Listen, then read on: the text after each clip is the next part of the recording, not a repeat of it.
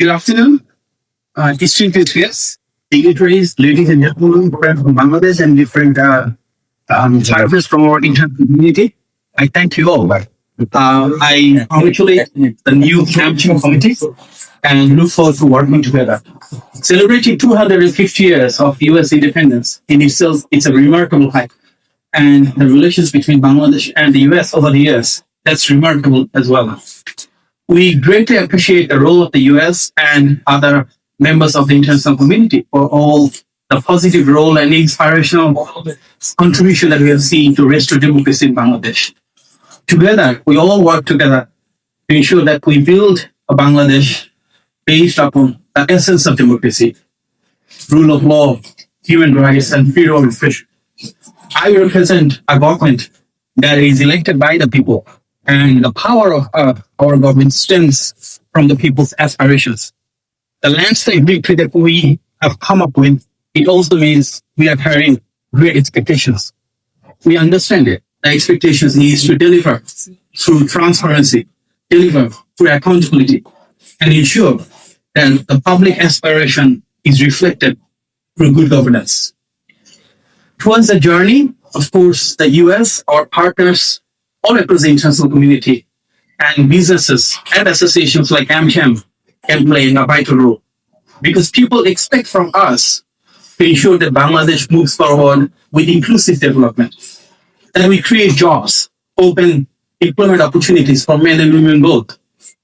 People want to see investment and also want to forge people-to-people ties with other countries all across the world.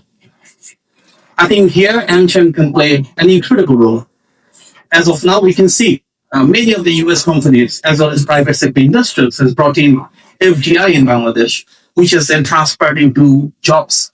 A lot of tax contribution, which is basically enhancing our revenue collection. The ecosystem, the overall impact through direct and indirect jobs, the spillover effect that we have, that goes even broader to lead the overall economic growth. Many of the international companies come with best practices, the innovation, technological integration, the knowledge transfer. That's also very important. We understand that Bangladesh is in a crucial juncture where we want to learn the best practices and we want to apply it to ensure that the top international companies come here, facilitate the growth of local companies as well. The advantage that we also have is a big population with the demographic dividend we have, a lot of young people. There are an ample number of workers and employees who can support inbound investments. At the same time, we have a big domestic market, which our foreign partners, foreign investors can leverage on. As we grow the economy and there is an expanding middle class, there is a big domestic market as well that can become and make Bangladesh a much more attractive destination. Thankfully, the new government comes with new visions as well.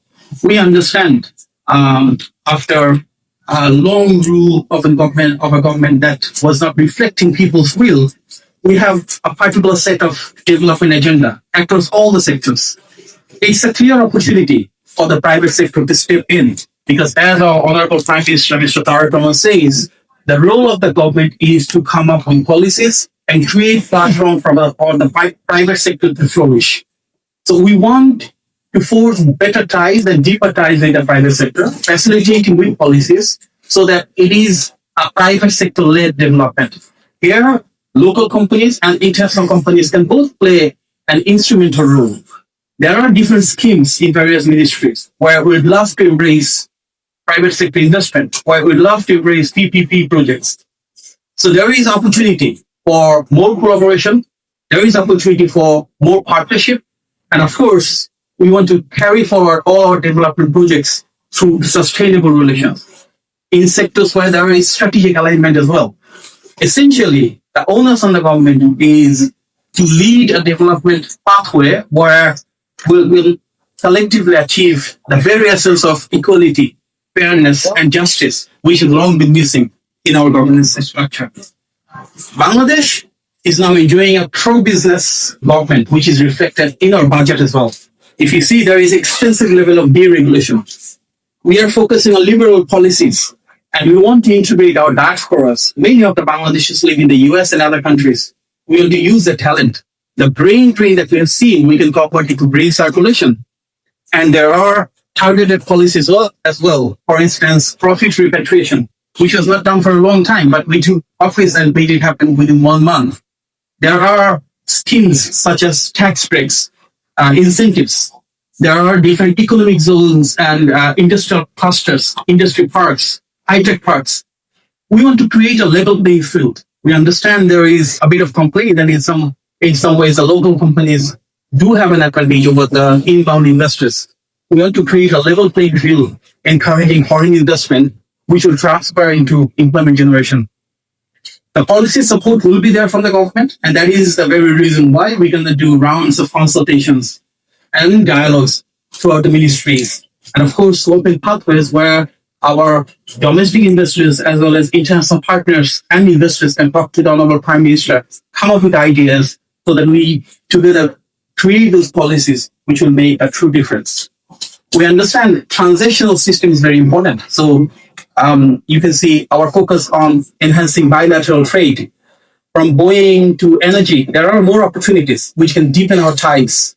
There are certain industries where we can focus on, for instance, agro-based export products, light engineering, SMEs, ICT, and from pharmaceuticals to textile. There are specific areas where Bangladesh and the US can work together, enhance bilateral trade, both in import and export.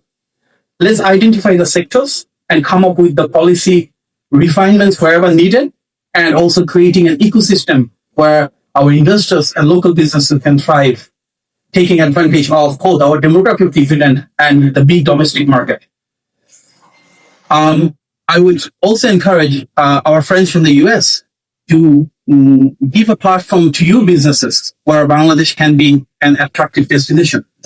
Every US state has different specialty. Just like the way every Bangladeshi district has different specialty.